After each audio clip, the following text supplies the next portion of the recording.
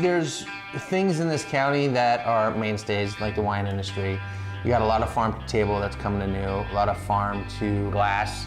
That's a new concept coming out right now. But I think with the distillery revolution, if you will, that's going on here, it really opens up this area to a different clientele, a different type of folk. We have a lot of people that come into the tasting rooms.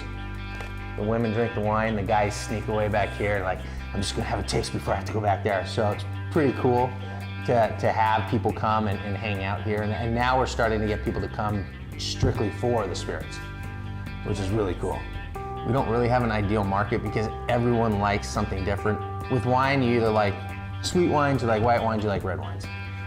From there, you know, based on dollar bill, how much you want to spend on those wines.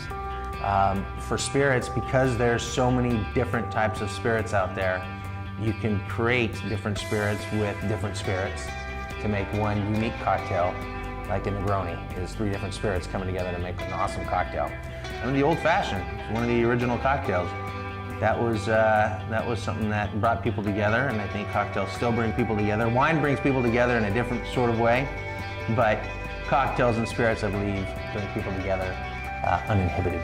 Wine is once a year. You have a 3 to 4 month period of making wine. You can make it really good, you can screw it up and be screwed for the next couple years, or you can make a great vintage and rest your hat on that for the rest of your life. Wine is very subjective. You've got to deal with the vineyard, obviously, you've got to deal with the barrels, you've got to deal with climate, you've got to deal with a whole lot of things. Grain and grape and distilling is similar. The cool thing that we like, though, about distillation and this distillery is you can do it every day, 365 days a year. Yeah, you get your grapes in, you can do that, and you have your grapes that you can make your brandies within that 4-month period. But then when that's done, you can go out and you can harvest your grain and you can continue to cook and burn and make alcohol for the rest of the year. So wine's wine because you get Cabernet, you get a Cabernet. You get your Syrah, you get your Syrah. You can make fun blends out of those, which is great. But with spirits, you can get the same Cabernet, the same Syrah. You can turn that into a brandy, and then you can throw it into a barrel. And then if you want to, you can throw some botanicals in there and botaniциze it and make it something totally unique.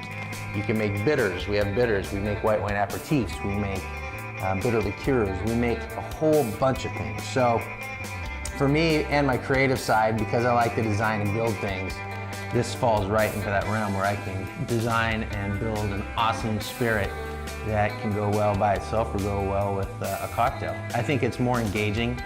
The people in this industry are eclectically crazy, and you get a lot of characters coming in here. And frankly, the snobbery of wine kind of gets old after a while. We still get a lot of people coming in and critiquing everything that you do, and they have to analyze it. Here it's just fun, it's awesome. People still analyze it, but in a fun fashion.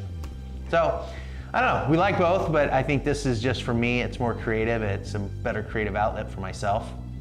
Same with Joe. And, you know, 20 years in the wine industry, it doesn't change. The fact that we're still dealing with prohibition type laws now in California is a struggle for us. Luckily, we just got our new Type 74 license, so we're able to sell everything that we make. But there's some rules and regulations that we have to follow that are still archaic and crazy, and hopefully those change. But the idea of creating something that was created back in the day that is still a cult classic and people love is what we like. So we do want to go to that throwback. We want to have those classic spirits, but we also want to make them a little bit more modern and new. I think what we really want to do is make sure that we grow and we stay ahead of the game with new creations, and we're constantly coming up with new creations. Our lab upstairs has just vials of fun and new exciting spirits that we're doing.